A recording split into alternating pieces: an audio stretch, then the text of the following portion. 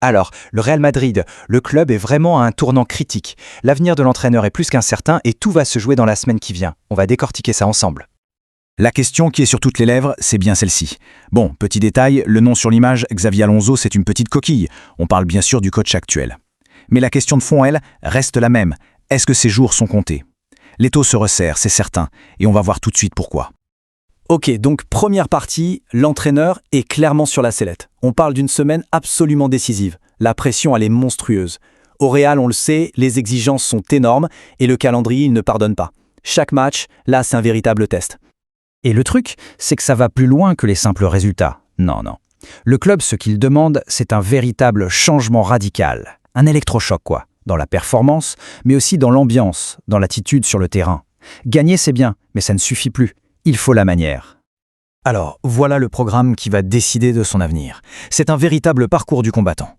D'abord, Talavera en Copa del Rey. Contre une équipe de 3e division, l'élimination est juste impensable. Une défaite et c'est la porte, direct. Ensuite, il y a Séville en Liga. Là, il faut continuer sur une dynamique de victoire. Et enfin, le juge de paix, le test ultime, la Supercoupe d'Espagne. C'est là que tout va se jouer. Du coup, forcément, on se pose la question, si le coach saute, qui pour le remplacer? Parce qu'en coulisses, un nom commence déjà à circuler avec insistance. Et ce nom, ce n'est pas n'importe qui. C'est Fabrizio Romano qui le dit. Le nom que j'entends le plus, c'est Alvaro Arbeloa. C'est une figure que tout le monde connaît au club, et il serait le grand favori pour prendre la suite si jamais ça bouge. Il faut dire que son parcours d'entraîneur est assez fulgurant. Il a commencé avec les U19. Ensuite, il a pris la place d'une autre légende, Raúl, à la tête de l'équipe B. Et maintenant, le voilà pressenti pour l'équipe première. C'est une ascension vraiment rapide, clairement préparée en interne. Bon, allez, on met les histoires d'entraîneurs de côté 1 minute et on se penche sur le terrain. Parce que du côté des joueurs, il se passe aussi pas mal de choses. Et justement, au milieu de toute cette tension, il y a quand même de superbes histoires. Prenez celle du jeune défenseur Valdépenias. Il vient de faire ses tout premiers pas avec l'équipe A. Un vrai rêve de gosse qui se réalise pour lui. Et pour donner une idée de l'impact, c'est juste fou. En 24 heures à peine, après ses débuts, il a gagné plus de 100 000 abonnés sur Instagram. C'est ce qu'on appelle l'effet Real Madrid, hein.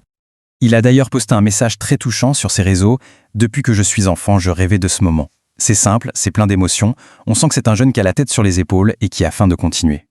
Une autre super nouvelle, c'est le retour en forme de Rodrigo. Franchement, il a traversé une période compliquée, une vraie spirale de mauvais matchs. Mais là, ça y est, on dirait qu'il sort enfin la tête de l'eau. Il retrouve son physique et surtout la confiance. Et ça, pour lui, c'est essentiel.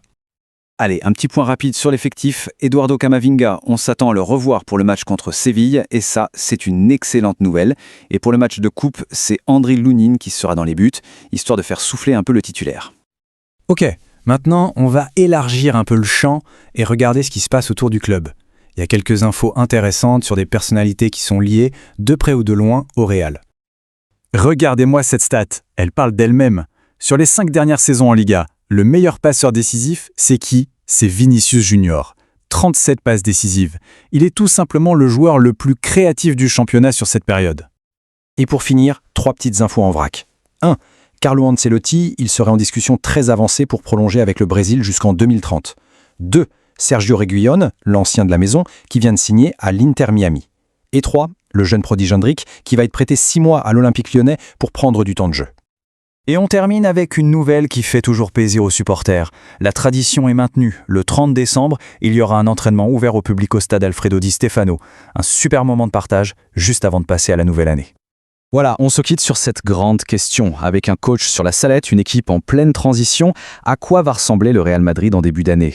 Entre un avenir incertain pour l'entraîneur, des jeunes qui pointent le bout de leur nez et des cadres qui reviennent en force, une chose est sûre, les semaines à venir vont être absolument passionnantes et décisives.